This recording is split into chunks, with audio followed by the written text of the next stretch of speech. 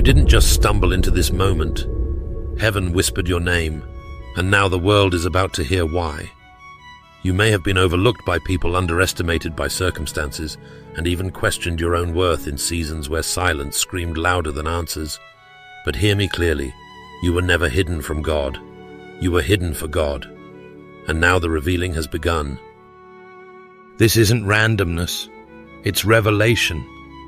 The doors opening around you aren't just opportunity, they are divine orchestration. Heaven never acts on impulse. God doesn't scroll through names and land on you by accident. You have been handpicked, heaven-backed, and spirit-sealed for such a time as this. Not to impress crowds, but to impact generations. I need you to hear this, like it's a personal letter from the throne room. You didn't choose him. He chose you. John 15, verse 16. Before anyone celebrated your gifts, before anyone recognized your strength, before you ever lifted your hands to surrender, God had already marked your life with destiny. You were appointed to bear fruit, not momentary success, not fleeting applause, but lasting eternal impact. Some of you watching right now are coming out of years of silence, years where the door didn't open, the phone didn't ring, and the spotlight never swung your way. You began to wonder, did I miss it? Did God forget me? But beloved, the hidden years weren't punishment. They were preparation. What looked like delay was actually divine protection, and what felt like rejection was heaven's redirection. God never wastes time. He uses it as a tool to shape those he trusts. And now the silence is breaking, not because you need validation, but because heaven's timing demands your visibility. You were anointed in private, but you're about to be revealed in public. Not for pride, not for platform, but for purpose. And when God reveals what he's been building in you, no demon in hell, no voice of doubt, no shadow of shame will be able to stop it. So if your spirit has been stirred lately, if you felt the winds of change, the weight of destiny, or the whispers of something bigger than you, it's because the shift has begun. You're not being pushed into the spotlight. You're being placed into position. You see, being chosen by God isn't just a badge you wear, it's a burden you carry with reverence. And I say that not to discourage you, but to awaken you. Many desire the crown, but few recognize the crushing that shapes it. Being chosen isn't just about walking into rooms of influence. It's about being willing to walk through valleys of refinement. Some of you have asked, why has the pressure been so intense? Why has the journey been so lonely? And the answer is found not in rejection, but in revelation. God doesn't prepare those who crave the stage, he prepares those who will steward the silence. Before I formed you in the womb, I knew you. Before you were born, I set you apart. The Lord declared in Jeremiah chapter 1, verse 5. That's not poetry. It's your reality. You were known. You were set apart.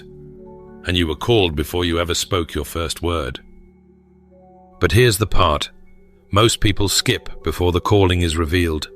The character is forged. Isaiah 49, verse 2, paints it so clearly. He made my mouth like a sharpened sword. In the shadow of his hand he hid me. He made me into a polished arrow and concealed me in his quiver. Did you catch that? Hidden, concealed, not discarded, developed.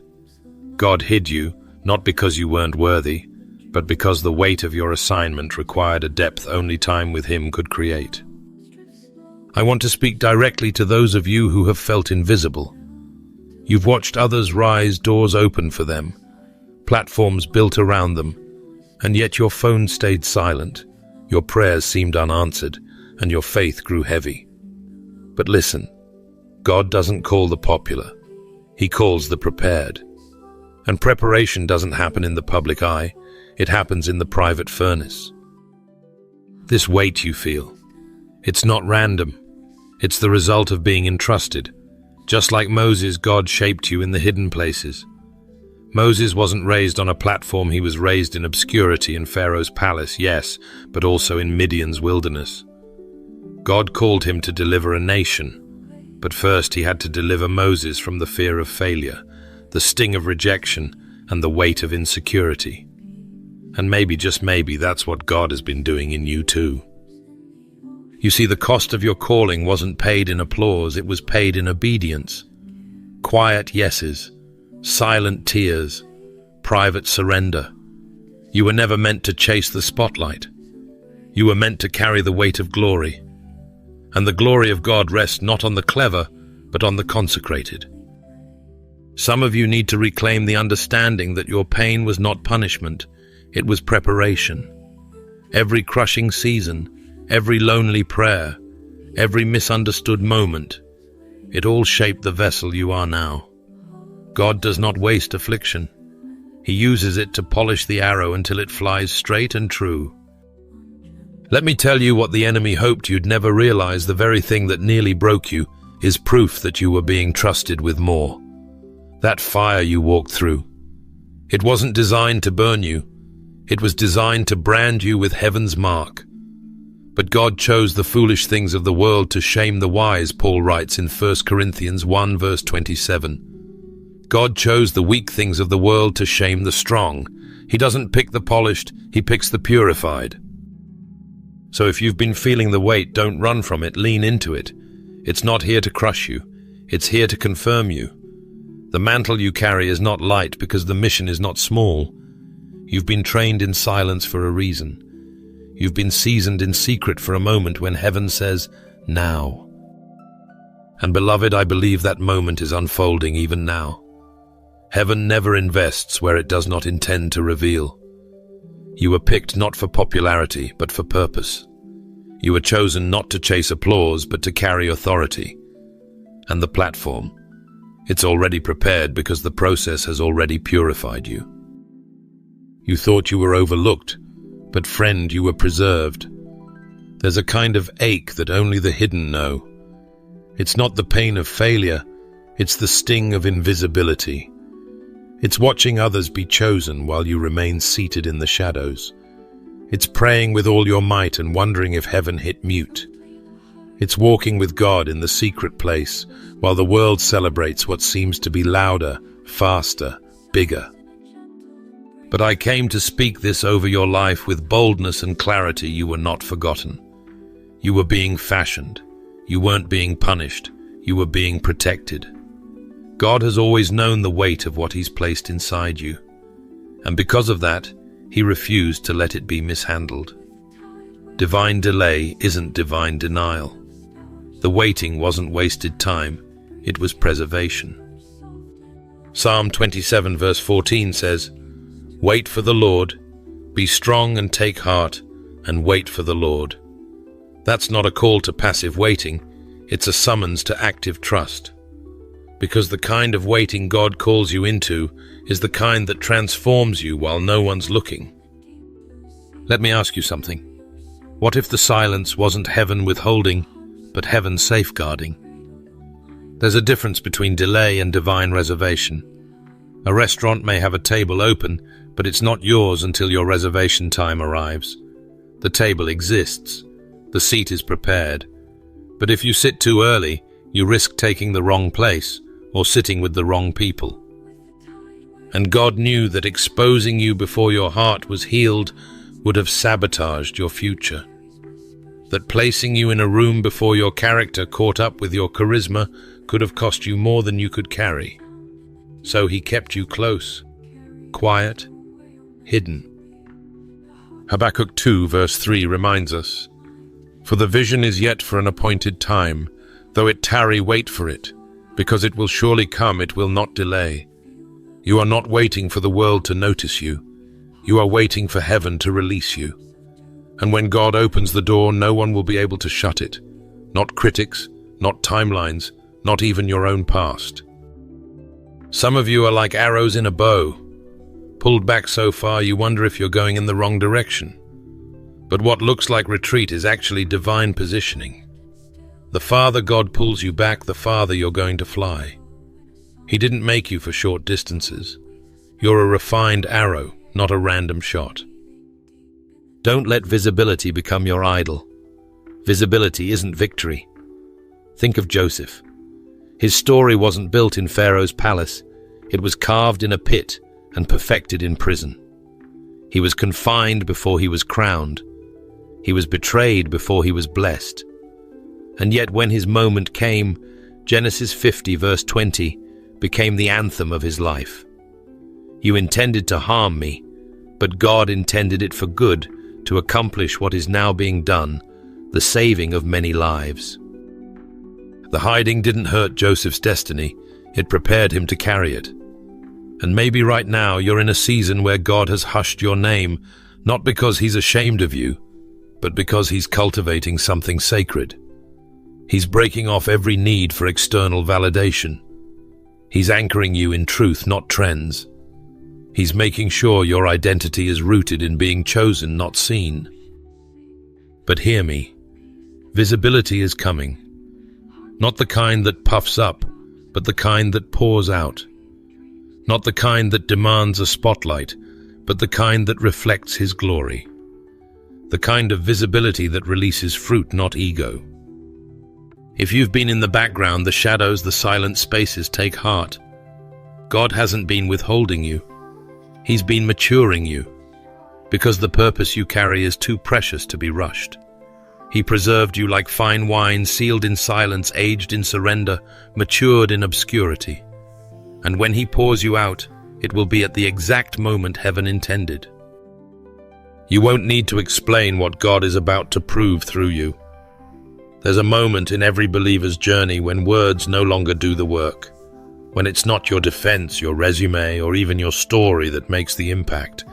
It's your presence. It's the atmosphere that shifts when you walk in. It's the quiet confidence, the unshakable peace, the light that refuses to dim.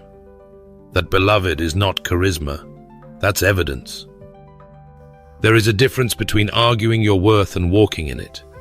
One drains you, the other defines you. God is doing something so profound in your life that it won't need to be announced, it will be undeniable. People may question how you got there, but they won't be able to deny that his hand is on you. Because when God appoints, he also anoints. And that anointing is loud in silence and radiant in stillness. It doesn't clamor for attention, it commands it without saying a word. Matthew 7 verse 16 tells us clearly, by their fruit you will recognize them. Not by their striving, not by their explanations, not by their need to be seen. Fruit doesn't have to shout, it simply has to be tasted. And your life, yes, your healed, refined, preserved life is bearing fruit that can't be faked. You're not just quoting scripture, you're becoming scripture in motion. If anyone knew what it meant to carry silent evidence, it was Hannah. For years she cried, fasted, endured ridicule. She was mocked by Peninnah, misunderstood by Eli the priest, and surrounded by silence. But she kept pouring out her heart in prayer. No flashy response, no external validation, just quiet desperation wrapped in faith. And then God remembered her. 1 Samuel 1 verse 27 says, I prayed for this child, and the Lord has granted me what I asked of him. Her answer wasn't just for her, it was a testimony for everyone who thought her season had passed. She didn't argue back with her critics. She showed up with Samuel. And some of you are about to walk into rooms carrying what only tears and trust could have birthed. So I want to speak to those of you who feel like you've had to sit silently while others were celebrated. To those who have stayed faithful when it felt like no one noticed. Heaven noticed. And now your fruit will speak for you. The glow you carry didn't come from ease, it came from encounter. That fire in your eyes, its divine residue, that stillness in your spirit. It's the echo of every midnight worship session, every surrendered yes, every broken piece God put back together. Psalm 34 verse 5 says, Those who look to him are radiant. Their faces are never covered with shame. That radiance on you, it's not makeup or mood, it's the evidence of a life lit by intimacy with God. And that glow will make people ask questions you won't even need to answer with your mouth, because your life will already be preaching. There's a release happening in the spirit where God is saying, "You've explained enough. Now just walk. No more defending. No more proving. No more trying to make people understand who left too soon or stayed too shallow. You don't need to chase recognition when God Himself is revealing you." This is where the tide turns. Not because you got louder, but because you got aligned. You're not standing on platforms built by popularity. You're rooted in purpose. That's why the storms didn't take you out. That's why betrayal didn't bury you. That's why you've got strength that surprises even you. The anointing on your life breaks yokes, silences lies, and opens doors no man can shut. You don't need to strive to be seen. God's already put His seal on you. What you carry now isn't noise, it's nectar. And those hungry for truth will taste and see that the Lord is good simply by being near you. You carry the evidence, and rooms will shift, hearts will soften, and atmospheres will change, not because you performed, but because you showed up whole. Let the fruit speak. Let the fire testify. You are not just chosen, you're proven. When God gets ready to make something obvious, He doesn't need to argue. He doesn't need to announce it through crowds or campaigns. He simply lifts the veil, and suddenly what was once overlooked becomes undeniable. That's the season you're stepping into, where heaven won't just whisper about you in secret, but will declare you in public. The next chapter of your life won't require explanation. It will carry evidence so radiant that even those who doubted you will be silenced by awe. And not because you said, "I told you so," but because God is saying, "Now watch what I told them unfold." You see, God doesn't reveal to impress, He reveals to fulfill. This is not a moment of personal revenge. This is divine redemption in motion. Isaiah 60 verse 1 says, "Arise, shine, for your light has come, and the glory of the Lord rises upon you." Not your spotlight, His glory. That's the difference. You weren't hidden to be forgotten. You were hidden to be prepared. And now that preparation is being put on display, not so you can be worshipped, but so Christ can be witnessed through your life. Think of Joseph, thrown in a pit by his own brothers, sold, forgotten, falsely accused, locked away in darkness for years. But when God said it was time, when the divine clock struck the appointed hour, Joseph was not just remembered, he was revealed. And here's the powerful truth: Joseph never had to force the moment. He didn't manipulate his way into favor. He simply remained faithful in private, and God elevated him in public.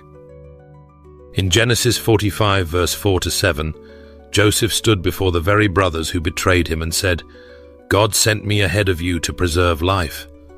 That's not vengeance, that's vision. That's what happens when heaven makes it obvious not to crush your enemies, but to show them God's mercy through your obedience. Can you imagine the shift in that room? The weight in the air when the one they thought they had buried was the very one who would bless them. That's not fiction. That's the pattern of God. He takes what the enemy meant for harm and He spins it into healing, not just for you, but for those connected to your purpose. Some of you watching have felt like you were in the prison phase. You've been misread, mislabeled, maybe even mistreated by people who should have protected you. But hear me with spiritual clarity. God saw all of it, and He's been building a platform beneath your pain. The reason it hasn't made sense is because your elevation isn't about sense, it's about sovereignty. You didn't chase this moment. Heaven assigned it. And now the people who once walked past you are about to walk into the blessing God entrusted to you. This is not your cue to be arrogant. It's your call to be anchored. Anchored in the truth that your life is not about proving people wrong, but about proving God right. Romans 8 verse 18 reminds us, "The sufferings of this present time are not worth comparing with the glory that is to be revealed in us." That glory, it's not glitter, it's weight, and it's coming with clarity. What was once confusing to others will suddenly make sense when God finishes the sentence. And beloved, He's not just clearing His throat, He's about to speak through you. So when the doors swing open, don't be surprised. When the opportunity comes, don't shrink. When the same people who disqualified you ask how it happened, don't explain, point them to the one who authored it. Because this next reveal won't be subtle, it won't be small, and it certainly won't be something man can take credit for. This is the chapter where heaven makes it obvious, not with thunder but with testimony, not to elevate you but to reveal Him through you. Your job, stay yielded, stay humble, stay ready, because the platform is already built and the world is about to see what God was preparing while you were still weeping. You've heard the phrase, walk it, like you talk it, but in the kingdom, it's deeper. We don't walk from ego, we walk from encounter. And when heaven sends someone, they don't arrive in silence, they arrive in authority. That's where you are now. You're not just walking out of your past, you're walking into a divine appointment where even the atmosphere recognizes your shift. You're not entering as a survivor who barely made it. You're stepping in as a sent one, equipped, anointed, and ready to move mountains. You may still feel the scars of what you walked through. That's okay. But those scars don't diminish your authority, they confirm it. They are spiritual credentials in a realm where titles mean nothing but testimony speaks volumes. Luke 10 verse 19 says, I have given you authority to trample on snakes and scorpions, and to overcome all the power of the enemy. Nothing will harm you. That's not poetic language. That's Jesus commissioning His people with power that cannot be revoked. You right now carry that same authority, not because of your perfection, but because of your perseverance through pressure. There were moments you thought you were breaking, but in heaven's eyes you were being built. There were nights you cried out in weakness, but those cries were stretching the muscle of your discernment, your endurance, and your spiritual backbone. That affliction you carried, it wasn't pointless. It was preparation. And now you don't walk into rooms hoping to be accepted. You walk in shifting atmospheres because your authority doesn't ask for permission. It operates in power. Some of you watching have been quiet for too long. You've let fear, shame, or uncertainty muzzle your voice. But I hear the Spirit of God saying it's time to speak again. And not with shaky breath, but with the confidence of someone who's been commissioned. What once made you tremble now trembles at you, because you've seen the pit, you've survived the fire, and now, like Joseph, you wear the robe that hell tried to strip off you. Revelation 3 verse 8 says, I have set before you an open door which no one is able to shut.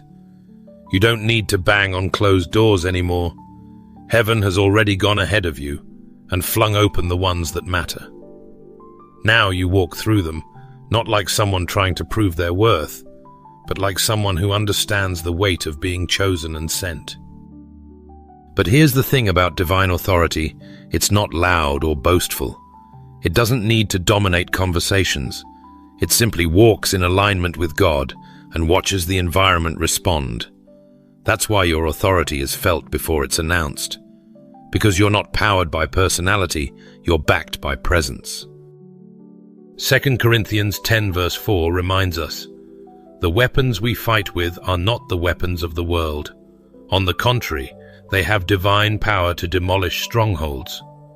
What are those weapons? Your prayer life, your testimony, your surrender, your ability to still lift your hands in worship after everything tried to shut them down. That's not just survival, that's spiritual artillery. Maybe you've been waiting for someone to affirm your call. Maybe you've been waiting for a platform to be handed to you, or for someone to say, now you're ready. But friend, the commissioning didn't come from man. It came from the King of Kings. You've been through enough fire to know His voice now.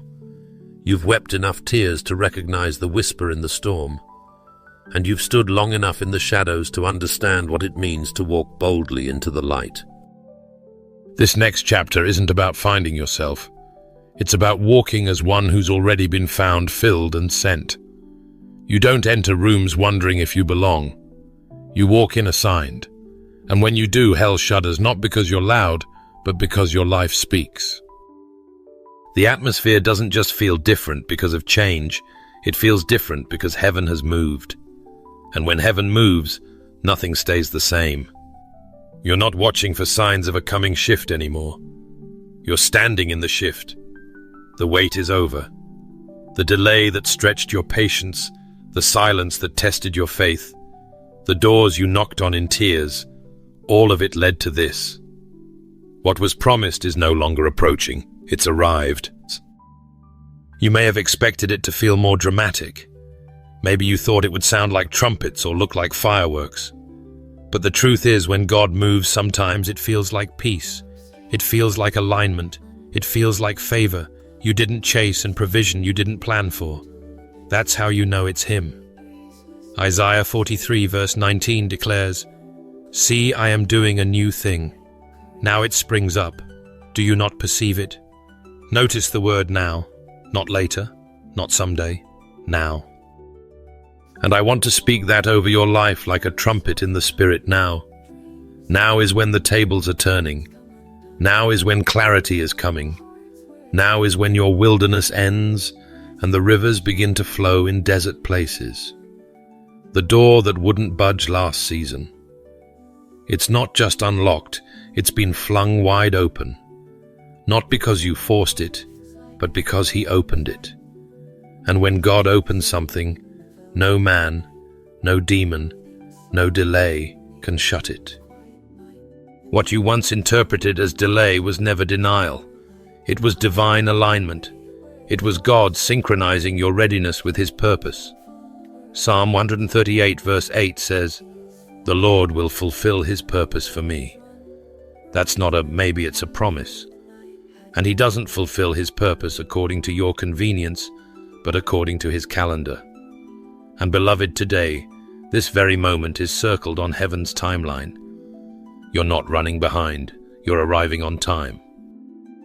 The shift didn't just happen around you, it happened in you.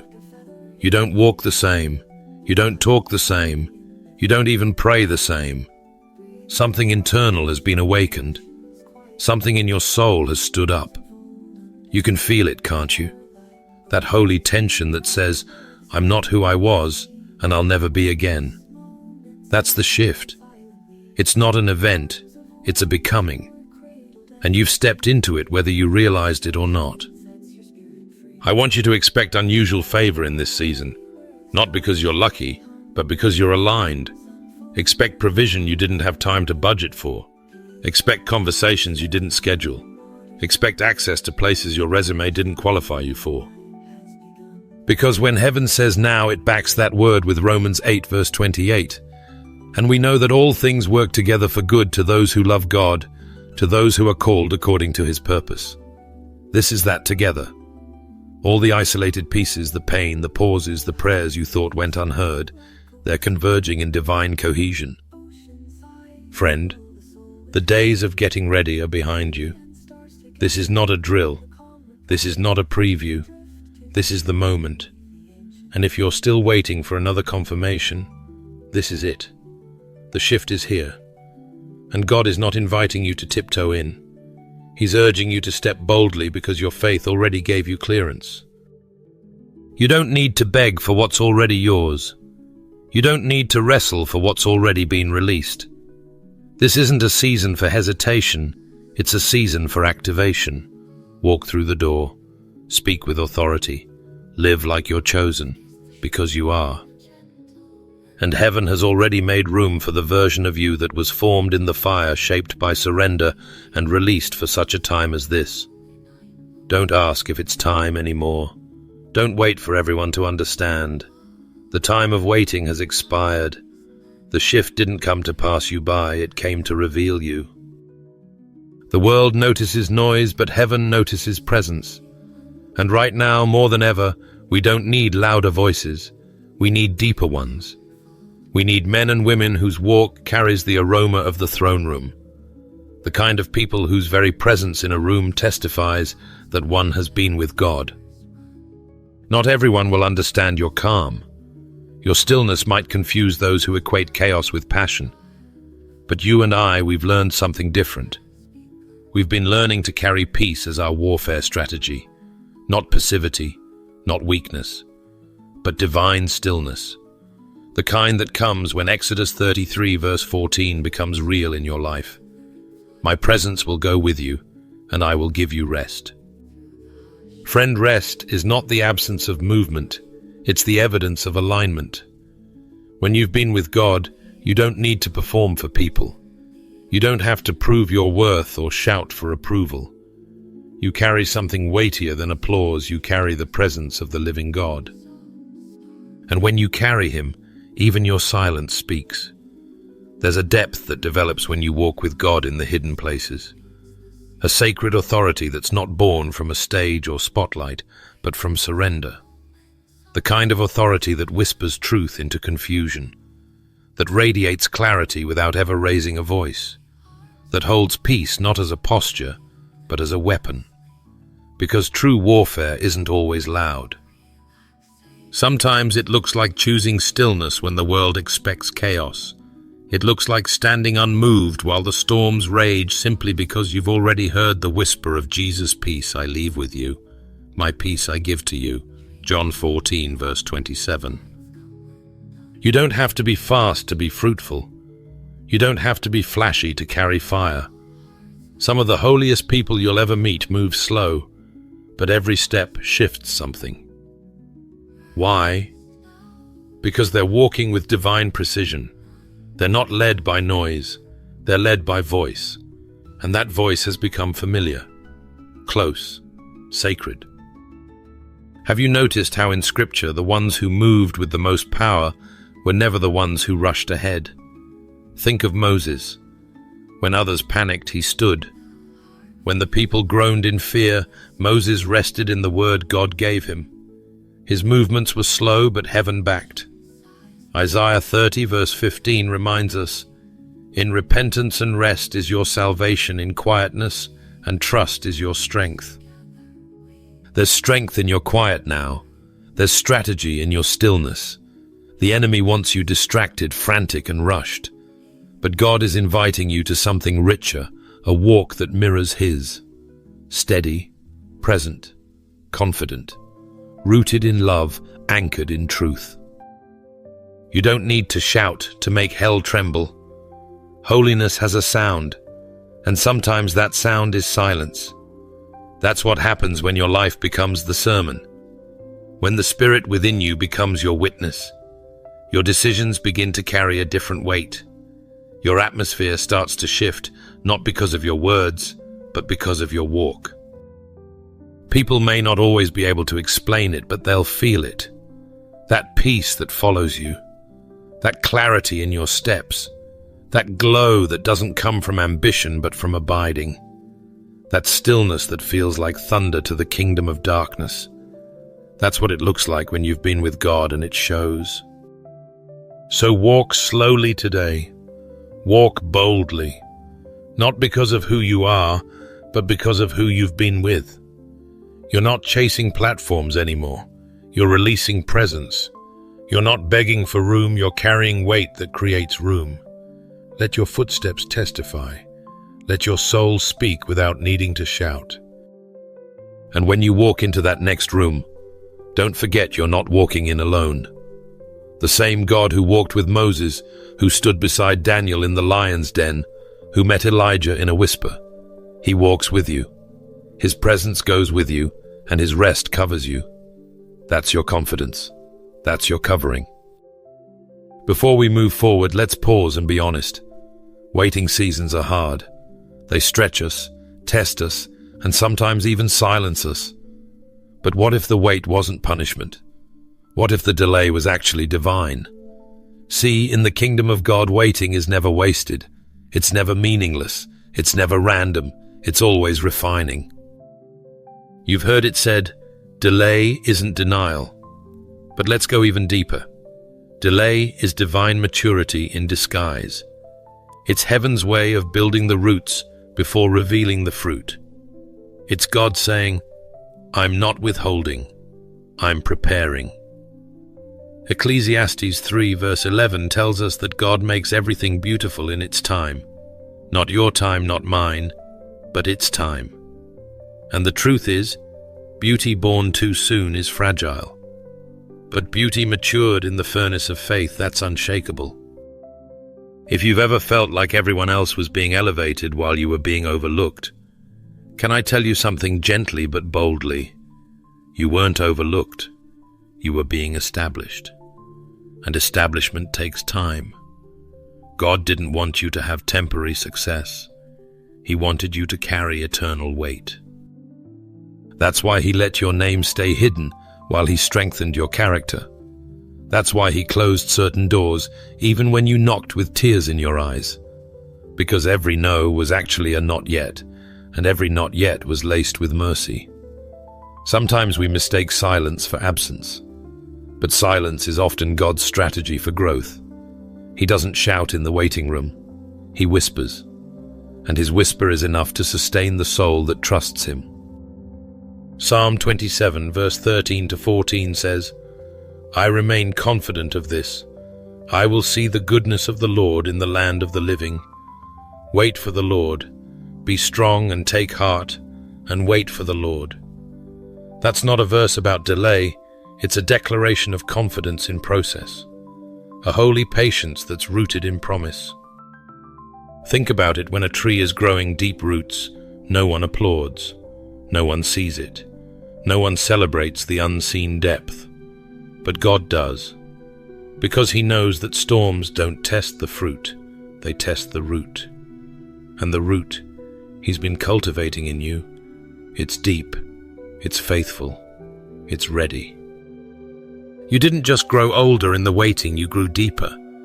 You didn't just learn patience, you learned posture. You learned how to kneel before the breakthrough, how to worship without answers, how to praise even when the promise looked distant. That's not weakness. That's spiritual maturity. That's faith that's been proven through fire. And when God matures before He manifests, it means that what's coming will last. You don't want a breakthrough that's built on broken identity. You don't want a platform that's bigger than your foundation. That's why the wait had to shape you. That's why it had to take time. James 1 verse 4 tells us, Let perseverance finish its work, so that you may be mature and complete, not lacking anything. That's what was happening all along. You were being made complete. Let's not glamorize delay, but let's not curse it either. Because the delay formed something holy in you, a resilience, a discernment, a trust that doesn't flinch when the answer doesn't come in your preferred timeline. That's not just patience, that's power under control. That's kingdom maturity. So no, you weren't postponed. You were preserved. You were guarded for the exact moment your life would collide with its appointed season. God's timing doesn't bow to pressure. It bows to purpose. And now the shift is not just near, it's here. The wait trained your eyes to recognize what's real. The wait tuned your ears to hear what's true. The wait strengthened your spirit to carry what's next. Friend, what if I told you that what's happening in your life right now isn't just for you? What if this moment you're stepping into isn't a spotlight? It's a spark, a divine ignition meant not to impress an audience, but to ignite a movement. God never starts with crowds. He starts with a vessel. He starts with someone like you, willing, surrendered, and bold enough to believe that obedience can echo for generations. This moment, friend, is not a highlight. It's a harvest. All the pressing, all the pruning, all the preparation. It's now bearing fruit that won't just feed your life, but the lives of those who come after you. Your yes today is building a spiritual legacy. You're not standing in a season. You're standing in a shift, a generational shift, one that's not confined to your timeline, but planted deeply in God's eternal plan. Deuteronomy 7 verse 9 tells us, Know therefore that the Lord your God is God. He is the faithful God, keeping his covenant of love to 1,000 generations of those who love him and keep his commandments. You see, God isn't just thinking about the moment you're in, he's thinking about the generations you'll never meet. When you said yes to God, heaven didn't just see your name, it saw your grandchildren's grandchildren. It saw a ripple of righteousness beginning with your surrender. So don't underestimate what obedience is doing in the unseen. The mantle on your life is multi-generational. The grace on you isn't just to get through today, it's to open gates for those still finding their way. Proverbs 13 verse 22 says, "A good man leaves an inheritance to his children's children." That's not just about finances, that's about faith, about anointing, about legacy. You are depositing faith into the soil of your bloodline. You are breaking chains that tried to pass down, and instead you're passing down purpose. This is where it gets real, because movements don't start when people gather. Movements start when one person dares to multiply what they've been given. Think about Jesus with the loaves and fishes. He didn't need a feast to begin. He needed a few willing offerings, and he multiplied them until the overflow fed thousands. What you're holding might feel small now, but in the hands of the eternal, it becomes enough to start a fire that never goes out. You are not here to maintain, you are here to multiply. Heaven is watching how you steward this season. Are you planting or preserving? Are you building altars for God or platforms for people? 2 Timothy 2 verse 2 challenges us to entrust what we've learned to reliable people who will also be qualified to teach others. That's the heartbeat of movement. It's not about what you can do, it's about who you're raising up. Who's watching your faith and learning how to stand when life hits hard? Who's seeing your consistency and being discipled by your perseverance? And let's not forget this. The people you're influencing may never tell you. They may not comment, share, or send a thank you, but they're being shaped, quietly, deeply, eternally. That's why this can't be about hype. It has to be about heaven. Because hype fades, but legacy lasts. Hype impresses, but legacy transforms. You weren't chosen to trend, you were chosen to trailblaze. So walk like someone who's not just part of a moment, but authoring a movement. Heaven didn't tap you on the shoulder for applause. It anointed you for activation. You're not a headline in someone's feed. You're a herald in God's story.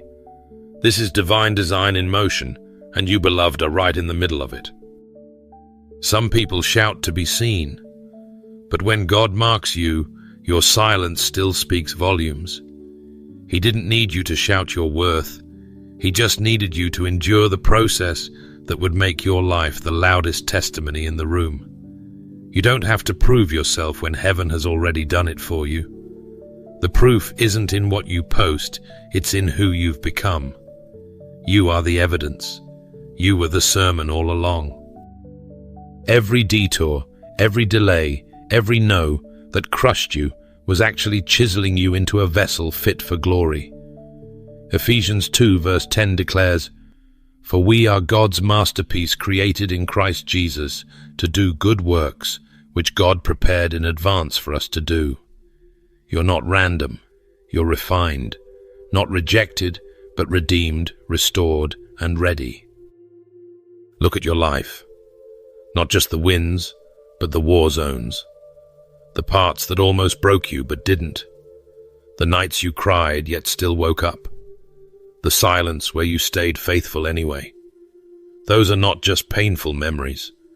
They are sacred markers of a God who was shaping something eternal in you. The ashes didn't bury you. They became the soil for beauty. Isaiah 61 verse 3 reminds us that he gives a crown of beauty instead of ashes, the oil of joy instead of mourning. You are wearing that crown now, whether you feel it or not. And if you're still wondering whether you're enough, if you're still doubting whether God really picked you, remember this. 1 Thessalonians 5 verse 24 says, "The one who calls you is faithful, and he will do it." You weren't just chosen, You were confirmed. God doesn't call and then back away. He calls, commissions, and completes. So, no, this is not your end. It's your emergence. You're not walking away from this word. You're walking into the world with it. Carried in your posture. Spoken through your peace. Lived through your consistency. You are what you once prayed to become. Let the doubters watch. Let the silence speak. Let the light within you lead. You don't have to chase anything anymore because you've already been found. Heaven has confirmed it, and now the world will witness it. Before we close this message, I want to extend a heartfelt invitation to every one of you watching right now, wherever you are.